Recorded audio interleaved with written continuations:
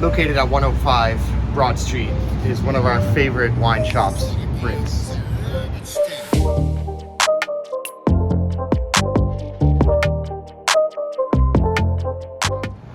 Something that I really appreciate, which is combining the new and the old, the juxtaposition, and maintaining Boston's history, can be seen here. This used to be the littlest bar, famous bar, but it's now been absorbed into the new condo building here. This is actually a double height lobby. There's the gym in here. A couple of the units have spaces in here, but it's very cool. This old, federal style. Look at the size of the top windows. It's very federal. Late 1800s, mid 1800s, juxtaposed with a modern contemporary building. And Catherine, if you take a look over here at the Folio, same thing. The entrance lobby for this building is here, but there are units in the old part of the building. So a very cool mashup.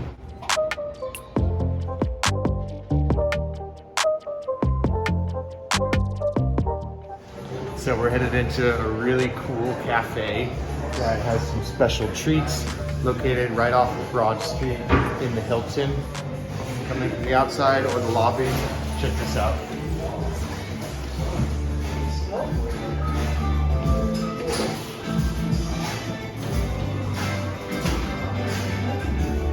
They have pirate ships and race cars, so you know I'm in.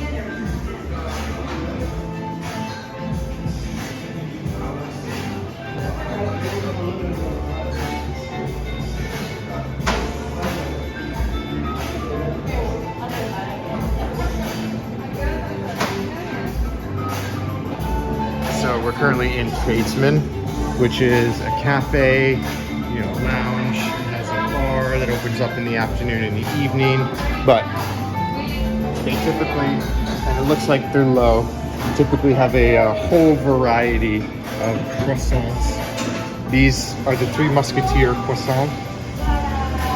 Sometimes they'll have 5, 6, 7 different kinds, all, crazy candy combinations. Really good drinks.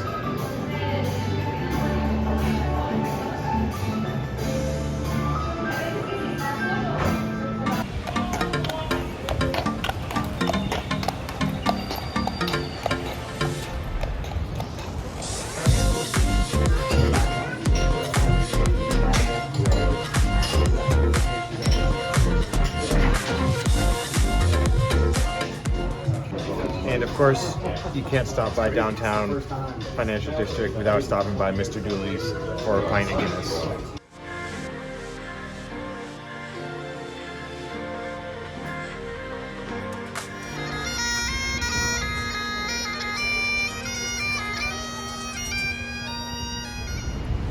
So I'm standing on the corner of what any historic Bostonian local in the past decade would formerly know as McFadden's. I'm pretty sure it's this corner, but it's now Bostonia Public House, which is a really good restaurant, bar, great place to go after work.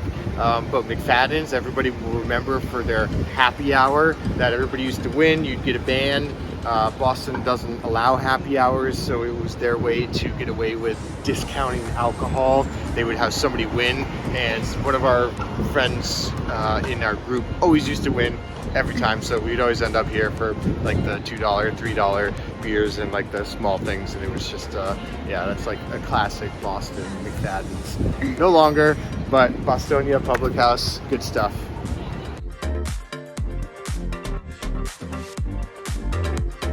Our Fangirl Hall, which in my opinion is a little bit of a tourist trap, but it's something that is a venue that you should always check out if you've never been to Boston or you want, the whole Boston experience. A lot of cool restaurants, random, shops and gadgets.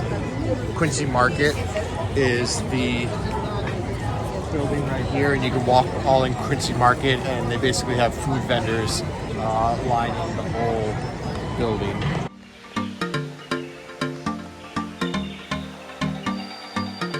So now we're on the Greenway, which essentially is a belt of green space that runs and borders the financial district. You have the north end, you have waterfront, seaport beyond that. On the weekends, they have a really cool market. As you can see here, they have a couple fountains along the way, some art installations. Really great place to, you know, get outside during the weekends here in Boston. So being a city, there are very few developable lots left. And this is actually one of the last ones in the financial district area. This small parking lot right here is going to be transformed into a triangular building, similar to this building right here, which used to be a parking lot. All your parking lots will be developed. That's like a golden rule of this city when you have very limited space. So let us know if that's something you're interested in. Expect that within probably the next 3 to 5 years, that property is going to be developed.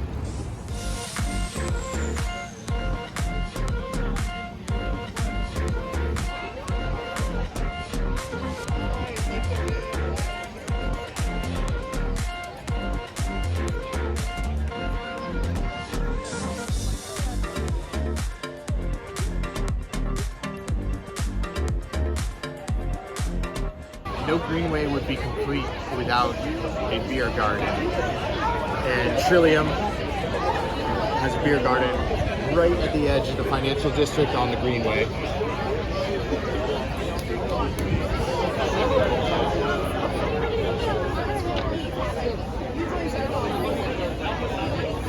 Perfect for a reprieve in the city amongst trees with the ocean breeze blowing.